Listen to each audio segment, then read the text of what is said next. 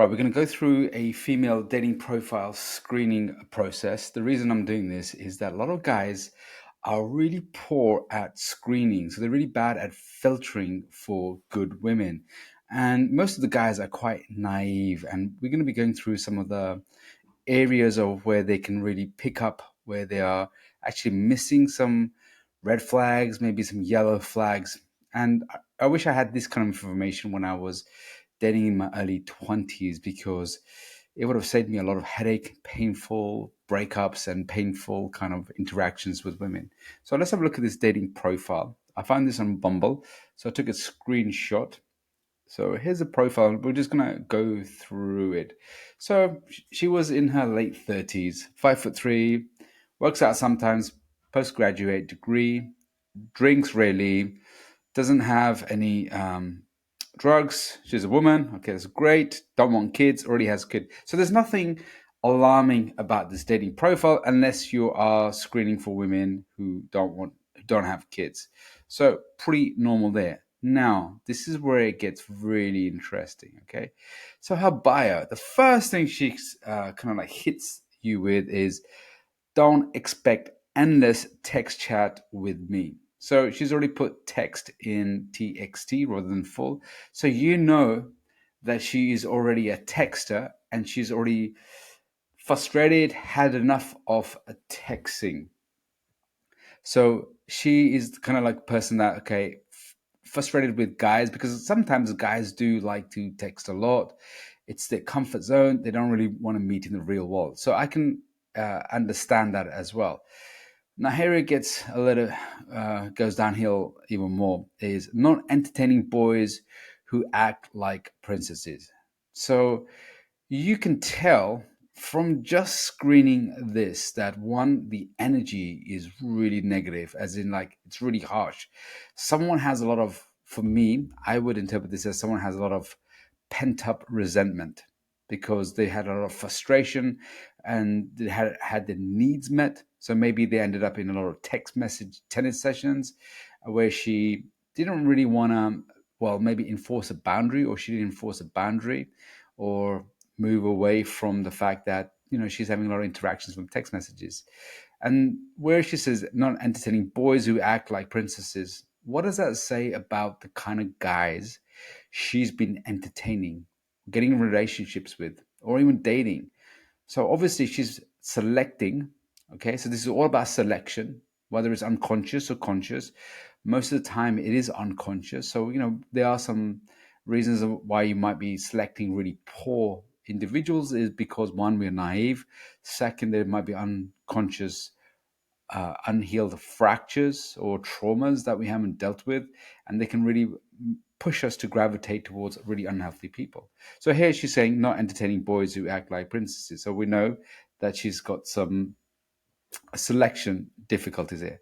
Now, just before I continue, let you know I'm Faisal. I'm a men's life coach. I've been coaching guys for nearly 10 years, and I teach guys the masculine charisma principles. So it's guys for guys to really reestablish their masculinity. And then we added a bit of style, bit of aura, attractive aura to that. Okay, so let's go back. So the next part was I want a real man. So I want a real man, take charge, who only wants my attention and one woman. So I don't know why there's a full stop there. So again, probably a poor texter. Maybe she struggles there. But she wants a real man. So she's had enough of those princess boys and she wants a real man. You're asking, well, what was her father, the not father, but father of the kids? Was he a real man? So she's obviously had some frustration with dating a lot of boys. Now, again, we're going to look at two sides. So I really want to make sure we bring some balance into this as well. Is that there are a lot of men who are act like boys, especially guys on the spectrum of like ADHD. They can show quite a lot of adolescence behavior as well. And there are a lot of men who haven't been initiated or guided into mature masculinity. I for sure didn't have a father who really guided me into mature masculinity. I didn't really have a conversation about life, psychology, being a man. So I can understand her experience. She hasn't had that experience of like dating a real man. But it's frustrating for guys to read this because you're thinking it's quite triggering as well because you're thinking, well, all men are real. Some are just very immature. Some are really mature. Some are assholes. Some are great men. Most men are, I would say, are great men, just like most women. Here, I want my last and first date and live happily ever after. Oh, somebody's been watching a lot of Disney movies here. Work hard, which is good. We always like that. Does she want him to work hard or does she work hard? Travel. Has she traveled or does she want the other guy to help her travel? Build fun memories. Of course, we all want to build fun memories. Get old together. So she's looking for that magical thinking of happily ever after. And when people think like this, what they have is a very fractured view of life, as in, when I go out in the dating world, when I get a relationship, because I'm unhappy, when I get a relationship, everything will be okay. They don't understand that relationships are integrated relationships, as in they come with good and the bad. So you're going to have good times, and you're going to have really boring times, you're going to have sad times, you're going to have frustrating times. So that's what a relationship entails. But here, when we have magical thinking, what we do is we filter out one side. So in distorted kind of thinking or split thinking, and split thinking seems to be quite prevalent with people with borderline personality disorder. So thinking is I see one or the other way. It's like either right or left, or it's black and white thinking. So here we can see there's some black and white thinking going on. For me, this will be massive alarm bells because that's going to put a lot of expectations on me. So it's got to be happily ever after. If it's not happily ever after, does that mean it's not a good relationship? Does that mean that when I'm in a relationship with her, that there are going to be tough times, that it's not what she expected? So there's a lot of expectations here. Actions speak louder than words, of course, but also words speak volume too.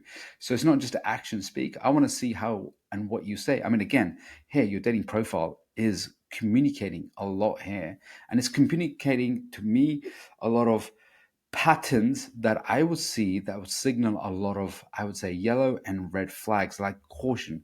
I would really approach this with caution. I mean, if this was me, I mean, this was me, this was on my dating app, I did swipe left. So it's not somebody I would have swiped right with.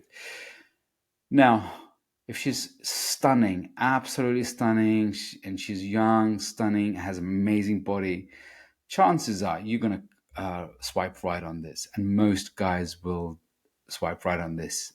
But what they don't realize is they're heading towards a kind of like a train crash here.